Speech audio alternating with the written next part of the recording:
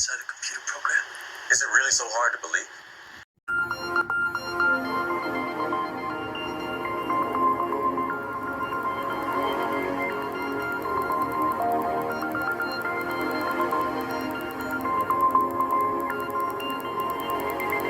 Lines us and leads us on a continuous path to growth and progress. Static, empirical knowledge does not exist. Rather, it is the insight of the emergence of all systems we must recognize. This means we must be open to new information at all times, even if it threatens our current belief system and hence identities. Sadly, society today has failed to recognize this, and the established institutions continue to paralyze growth by preserving outdated social structures.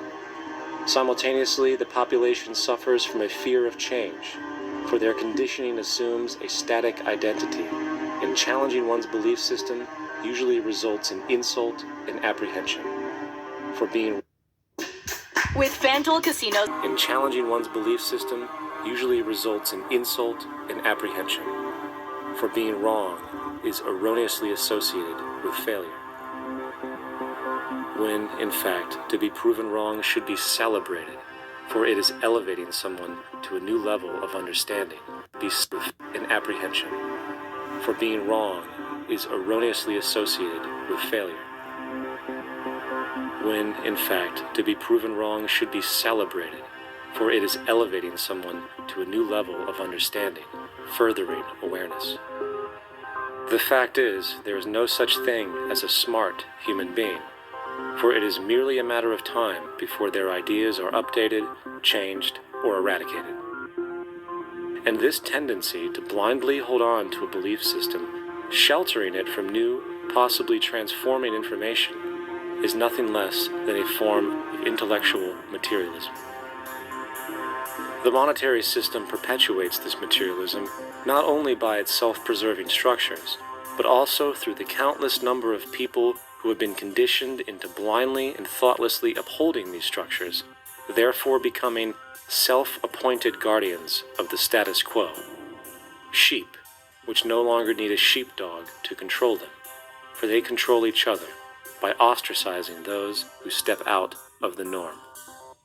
This tendency to resist change and uphold existing institutions for the sake of identity, comfort, power, and profit is completely unsustainable and will only produce further imbalance, fragmentation, distortion, and invariably, destruction. It's time to change. From hunters and gatherers, it's time to change. It's time to change. It's time to change. From hunters and gatherers to the agricultural revolution to the industrial revolution, the pattern is clear. It is time for a new social system which reflects the understandings we have today. The monetary system is a product of a period of time where scarcity was a reality. Now, with the age of technology, it is no longer relevant to society. Gone with the aberrant behavior it manifests. Likewise, dominant worldviews, such as theistic religion, operate with the same social irrelevancy. Islam, Christianity, Judaism, Hinduism, and all of the others exist as barriers to personal and social growth, for each group perpetuates a closed worldview, and this finite understanding that they acknowledge is simply not possible in an emergent universe. Yet, religion has succeeded in shutting down the awareness of this emergence by instilling the psychological distortion of faith upon its followers, where logic and new information is rejected in favor of traditionalized, outdated beliefs. A new psychological distortion of faith upon its followers, where logic and new information is rejected in favor of traditionalized, outdated beliefs. The concept of God is really a method of accounting for the nature of things. In the early days, people didn't know enough about how things formed, how nature worked, so they invented their own little stories. And they made God in their own image. A guy that gets angry. When people don't behave right, he creates floods and earthquakes. They say it's an act of God. A cursory glance at the suppressed history of religion reveals that even the foundational myths themselves are emergent culminations, developed through influence over time. For example, a cardinal doctrine of the Christian faith is the death and resurrection of Christ. This notion is so important that the Bible itself states, "And if Christ be not risen, then is our preaching vain, and your faith is also vain." Yet it is very difficult to take this account literally, for not only is there no primary source denoting this supernatural event in secular history, awareness of the enormous number of pre-Christian saviors who also died and were resurrected immediately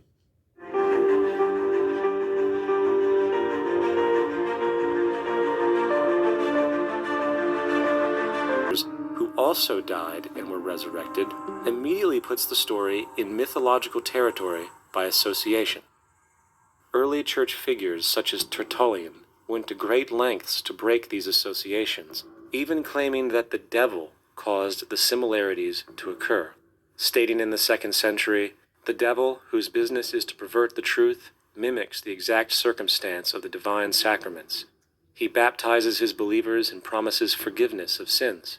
He celebrates the oblation of bread and brings in the symbol of the resurrection. Let us therefore acknowledge the craftiness of the devil, who copied certain things of those that be divine." What is truly sad, however, is that when we cease the idea that the stories from Christianity, Judaism, Islam, and all the others are literal history, and accept them for what they really are, which are purely allegorical expressions derived from many faiths, we see that all religions share a common thread, and it is this unifying imperative that needs to be recognized and appreciated. Religious belief has caused more fragmentation and conflict than any other ideology. Christianity alone has 34,000 different subgroups. The Bible is subject to interpretation. When you read it, you say, I think Jesus meant this. I think Job meant that. Oh no, he meant this. So you have the Lutheran, the Seventh-day Adventist, the Catholic, and a church divided is no church at all. And a church divided is no church at all. And this point on division, which is a trademark of all theistic religions, brings us to our second. Right now, we're inside a computer program. Is it really so hard to believe?